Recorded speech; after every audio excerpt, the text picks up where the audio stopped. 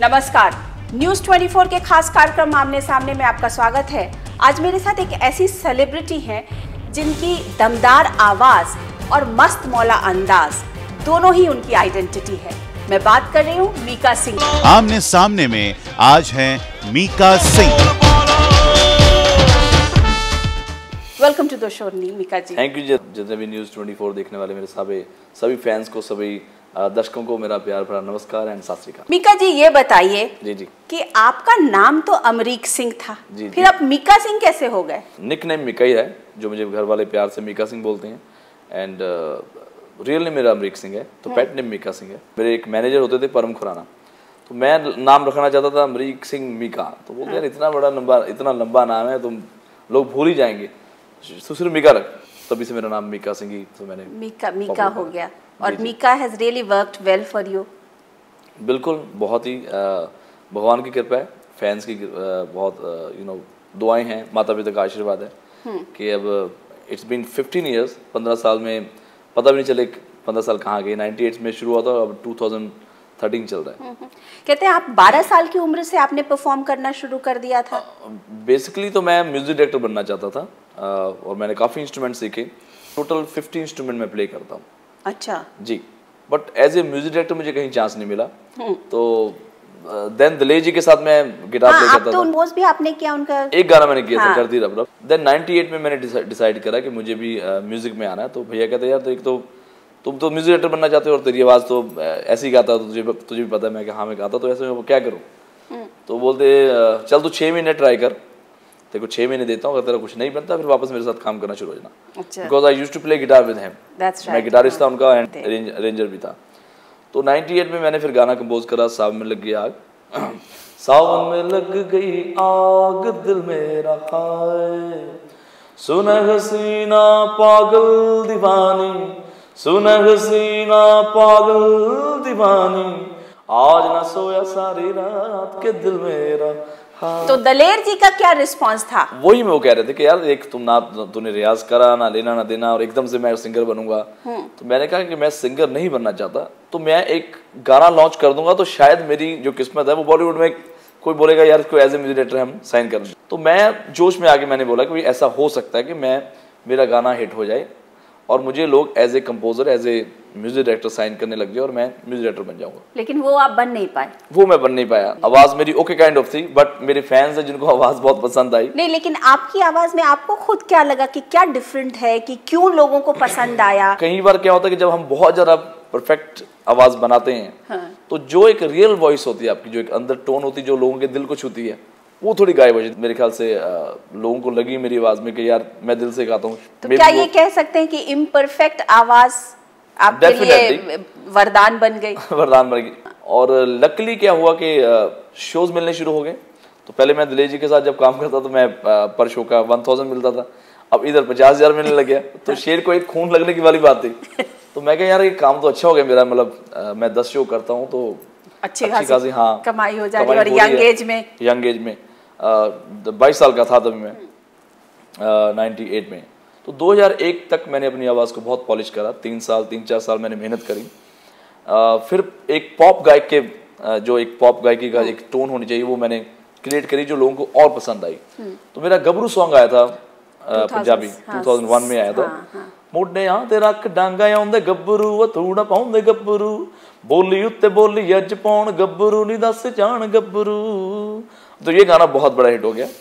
और फिर अंदर इच्छा थी कि हमने और आगे बढ़ना है। तो आप मुंबई कब शिफ्ट कर गए? मुझे मुंबई जाने का कोई इरादा नहीं था। आई लव माई दिल्ली, मुझे दिल्ली बहुत पसंद है। मुंबई में आके लोग आप दूर दूर रहते हैं, सिर्फ काम से काम उनको होता है। मुझे किसी ने बोला कि नहीं यार प्लेबैक सिंगिंग बहुत मुश्किल, तो मैं क्या नहीं यार, अगर मैं गया सिंगिंग करने तो डेफिनेटली मैं वहाँ पे सिक्का जमा दूंगा अपना। तो मुझे किसी ने फिर पंप करा, नहीं कुछ नहीं होता, पॉप सिंगर तो कोई भी बन जाता है, 6 महीने में 1 साल में एक एल्बम तो निकालनी है। तो जब आप बॉलीवुड में जाओगे तो आपको सिर्फ 1 घंटा मिलता है और आपको गाना गा के बाहर आना होता है। मैंने फिर ठान लिया ठीक है मैं जाता हूँ। बट अब क्या हो गया कि कहीं ना कहीं मेरा नाम पॉपुलर हो गया। जैसे समथिंग समथिंग मेरी एल्बम आई थी, तो वो भी बहुत हिट गई। तो मैंने सोचा यार एक तरफ मैं एक पॉप सिंगर बना घूमता हूँ और एक बड़ी गाड़ी ले ली, एक जो एक स्टाइल मारना होता है, चश्मा वगैरह पहन लिया है, बट मुंबई में जाके मैं किससे काम मांगू और कैसे वो मुझे काम देंगे। एकदम से मुंबई शिफ्ट होना आपके लिए बहुत बड़ी बात होती है, बहुत बड़ा रिस्क होता है, बिकॉज आपको यहाँ की आदत पड़ी है, यहाँ पे एक फ्रेंड सर्कल है, गाड़ियां मिल जाती हैं, यहाँ की सेंस ऑफ सिक्योरिटी या लिविंग स्टाइल आपका ऐसा हो गया, लेकिन वहां जाके फिर जीरो बनना पड़ेगा। तो मैं रात को वैसे ही वॉक कर रहा था, मुझे प्रीतम दा मिले, उन्होंने बोला कि यार एक गाना, आप मीका हो? मैं कह जी हाँ। तो बोलता आपने मुझे पहचाना? मैं क्या, मुझे तभी पता नहीं था किसी म्यूजिक। मैं क्या हाँ शायद विशाल शेखर। बोलता नहीं यार मैं प्रीतम हूँ।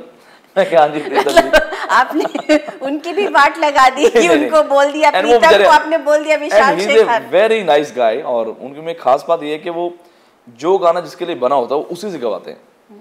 उन्होंने बोला कि ऐसे ऐसे आप कल आओ तो मैं मिलता हूँ।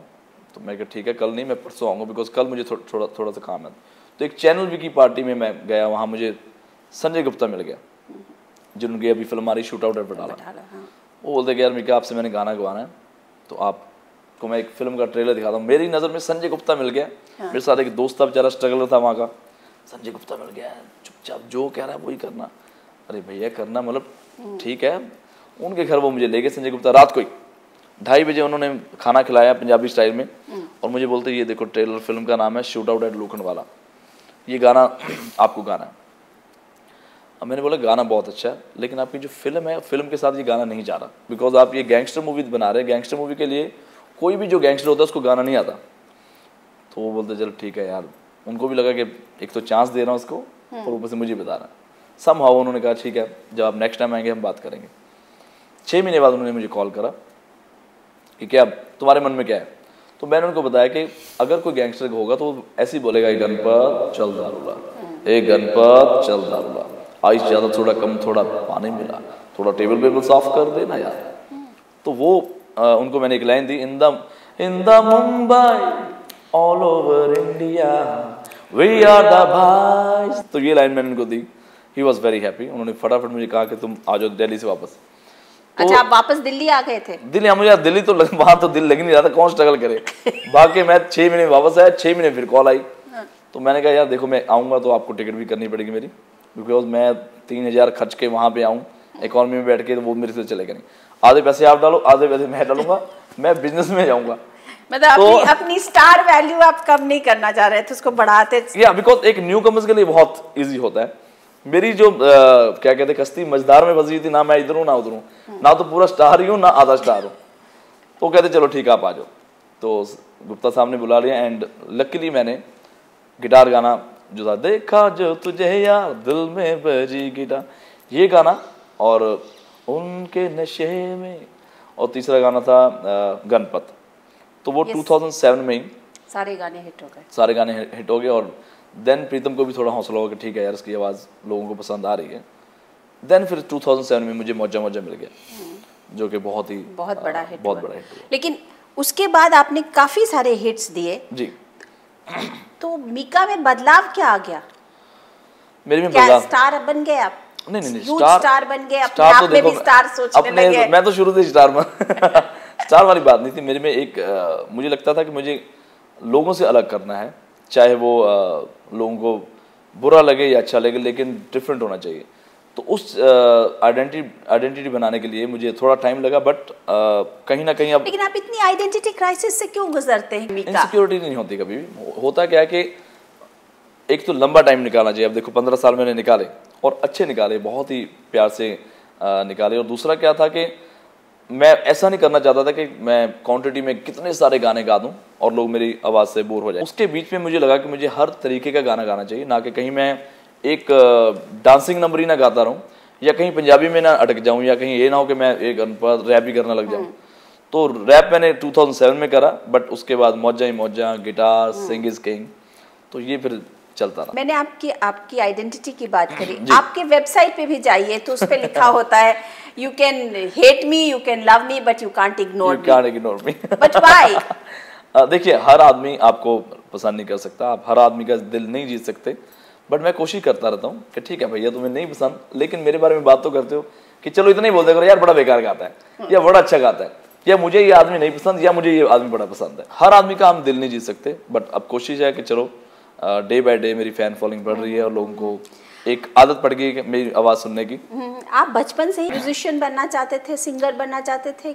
बनना तो मैं कुछ नहीं चाहता था, मेरा तो यही था कि नहीं, एक फील्ड में मैं आ गया था कि मुझे म्यूज़िक फील्ड में ही जाना है, बट म्यूज़िक आना बहुत ज़रूरी था। तो अच्छी बात ये है लकीली कि मेरे जो पिताजी हैं वो बहुत अच्छा कीर्तन करते थे, क्लासिकल भी बहुत, उन्होंने क्लासिकल में प्रभाकर किया उन्होंने। एंड 6 भाई हैं, सबसे छोटा मैं हूँ। और जो एक तबला मैं प्ले कर लेता हूँ, हारमोनियम प्ले कर लेता हूँ, बिकॉज सभी भाइयों को कोई ना कोई इंस्ट्रूमेंट आता है, तो वो मैं उनसे इजीली मैंने सीख लिया। तो बेसिकली तो मुझे पहले तो म्यूजिशियन था, जब मैं जैसे जागरण में चांस मिल गया when I was 16 years old, तो तब मुझे 150 रुपये मिलता था, तो मैं उसमें बड़ा खुश था कि यार चलो गिटार बजाई, ये अच्छा काम है, स्माइल करी और 150 रुपये मिल जाता है। तो ये जो जर्नी रही मेरी, ये बहुत अच्छी रही, और आज मैं यहाँ पहुँचा, आई गेस वही जो 150 है आज वो लाखों में बदल गया। बट ये क्लियर था कि इसी लाइन में मुझे आगे जाना है, बिकॉज और काम तो मुझे कोई आता नहीं है। पढ़ाई लिखाई कुछ नहीं की? पढ़ाई लिखाई में पढ़ना चाहता था। हाँ।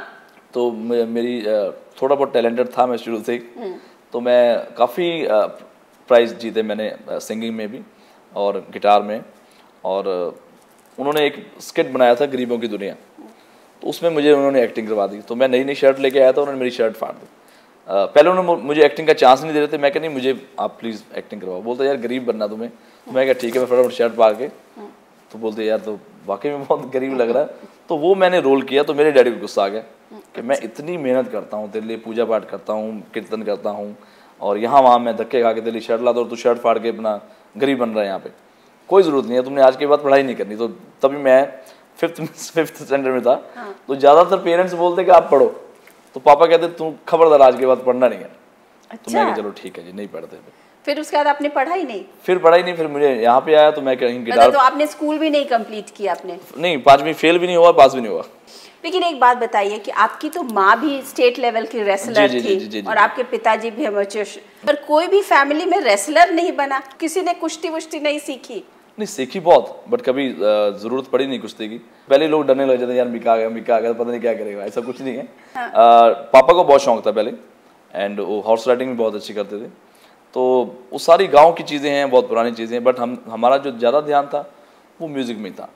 तो हम चाहते थे कि म्यूज़िक में हम आगे जाएं।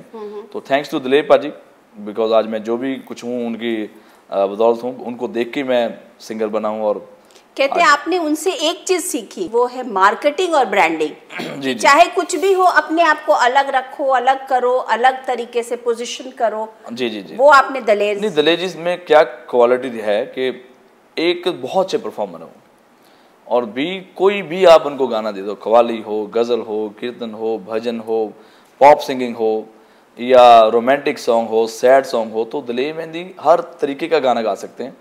एंड जब वो आए थे 95 में, मुझे अभी याद है, वो एक जगह उन्होंने बनाई अपनी। उससे पहले ऐसा होता नहीं था कि वो नाच कूद के गाना गा रहा है। गुरदास मान साहब थे, बहुत अच्छा उनका एक फोक स्टाइल था, बट एक पॉप में जो दलेर मेहंदी स्टाइल लेके आए हैं, उसके बाद अब सबको नाचना शुरू हो गए हैं, सब नाच के गाते हैं।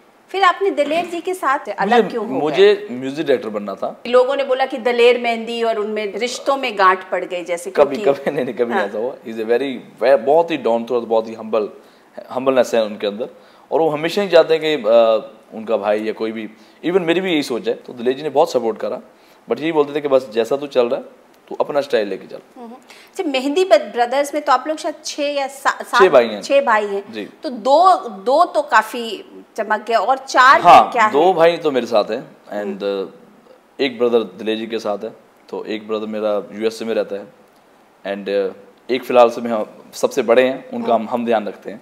अच्छा, ये बताइए कि आपको लोग बदमाश क्यों बोलते हैं? नहीं, एक्चुअली शरारती या नोटी आप बोल सकते हैं, बट कई बार लोग बदमाश भी बोल जाते हैं, बट चलो बोलते तो है, कुछ ना कुछ तो बोलते हैं, वरना किसी के पास टाइम ही नहीं आज की डेट में। जैसे मेरा गणपत सॉन्ग आया था, वो मैंने खुद लिखा था, उसमें म्यूजिक भी मेरा ही था, शूट आउट लोखंडवाला में, एक ही गाने में। तो कहीं ना कहीं वो लोगों को एक इमेज थी कि हाँ शायद मीका ऐसे गाने गाता है। देन मौजा में चेंज हुई, फिर सिंग इज किंग आया, देन ढिंका चिका आया। तो डे बाय डे जब भी मेरा कोई गाना आता है तो मेरी इमेज वैसी हो जाती है। बुरा लगता होगा जब लोग ऐसे सोचते होंगे या ऐसे कहते होंगे कि ही इज एन एरोगेंट बदमाश। जी जी जी। तो मेरी फैंस के साथ बहुत अच्छी ट्यूनिंग है, बट जब मैं रियलिटी शो में जाता हूँ तो बिल्कुल ही मैं सच पे आ जाता हूँ, तब शायद वो लोगों को लगता है एरोगेंट है। बट मेरी वो जो फाइट होती है वो सामने मेरे क्लिक के साथ होती है। अगर बच्चा कोई बेचारा आया है, वो जयपुर से उठ के आया, उसको क्या पता कि मैं वो अच्छा जरूर गाता होगा, बट कहीं ना कहीं वो लाइट्स देख के घबरा जाता है। इतनी बड़ी स्टेज देख के घबरा जाता है, कोई सामने इतना बड़ा सिंगर बैठा हो, शंकर महादेवन जैसा सुरीला आदमी बैठा हो, तो एक आदमी की हवा निकल जाती है। बट आप उसको और बढ़ावा दो कि भाई यार नेक्स्ट टाइम तू अच्छा गा, ना कि तुमने बेकार गाया, तुमने ये गाया, मतलब वो मुझे अच्छा लगता। उसके अगेंस्ट जब मैं फाइट करता था तो जो न्यूज़ चैनल वाले वो दिखाती वही थे जो मैं बोलता हूँ, लेकिन बाद में दिखाते थे कि नेक्स्ट वीक आप देखना कि हुआ क्या था। लेकिन इससे कहीं ना कहीं मीका की इमेज में और थोड़ा इजाफा तो होता है ना। हाँ देखो, अब ये तो है कि मीका सच बोलता है, कभी भी वो गलत नहीं बोलेगा, कभी भी ऐसा नहीं, मतलब डिप्लोमेटिक आंसर नहीं मैं करता कि हाँ मुझे वो भी अच्छा लगता है।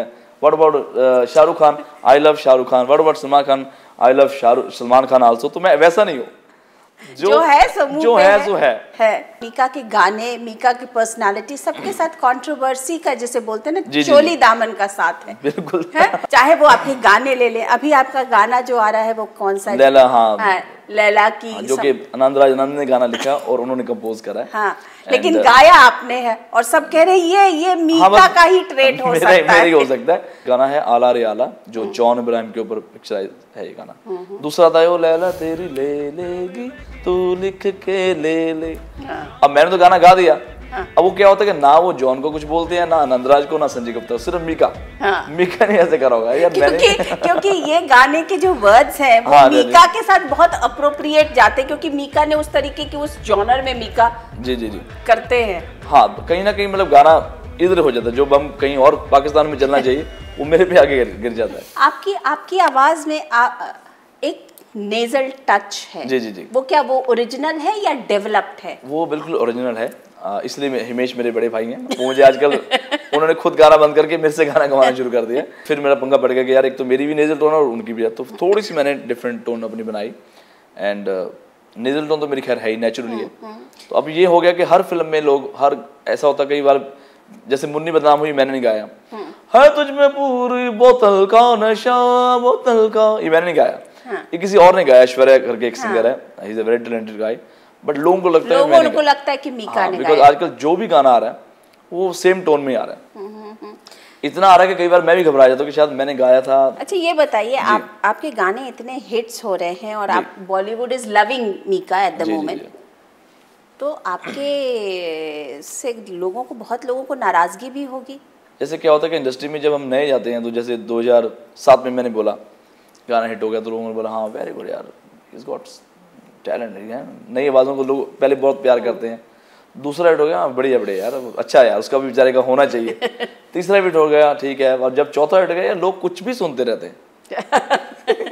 फिर पांचवा हो गया, आजकल म्यूजिक डायरेक्टर को यार कुछ अकल ही नहीं है, हर जगह उसी से गाना गवाते रहते हैं। आपको भी पता है, लोगों को पता है, पर लोग पता नहीं क्यों प्यार करते हैं। बट अभी जब 2013 हो गया तो आई गेस सभी ने इस बात को एक्सेप्ट कर लिया है, एक्सेप्ट कर लिया कि नहीं, कि हर बारी हम तुक्का या फ्लूक नहीं चलता।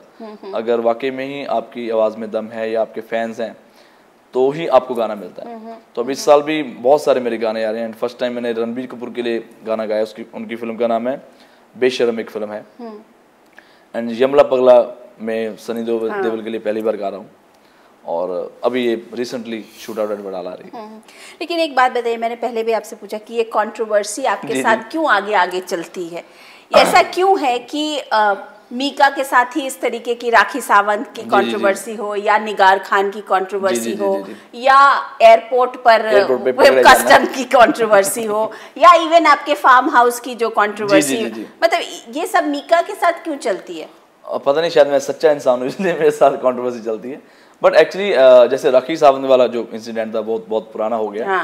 एंड समहाउ कभी भी जब कोई चीज़ होती तो मैं उसको अगर मेरी गलती होती तो मैं गलती मानता हूँ, अगर मेरी गलती नहीं होती तो मैं ये नहीं बोलता कि यार मेरे से गलती होगी, मैंने जानबूझ के ऐसा नहीं किया था, या मेरे को पब्लिसिटी चाहिए। अगर तो मुझे पॉपुलैरिटी या पब्लिसिटी चाहिए होती तो मैं राखी के बाद 10 और गर्ल्स को किस करता और पॉपुलर हो जाता। जब आप पॉपुलर होते हैं और आपका नाम होता है, जुड़ा रहता है आपके साथ विवाद होना या अच्छा या बुरा, जब भगवान को आपको इतनी शोहरत देता है तो छोटा छोटा पिंच आपको देता है जो आपको खुद संभालने होते हैं। मीका, लोग बोलते हैं कि आपके जो लिरिक्स होते हैं वो इतने बेस लेवल के होते हैं कि कुछ रोमांटिक नहीं होता है, जैसे कुछ रूहानी नहीं होता है, बिल्कुल ही बेस लेवल का, पुंगी बजा दे, ढिंका चिक्का। ये क्यों, ऐसा क्यों? नहीं, एक्चुअली ये सारा credit goes to my music directors और राइटर्स।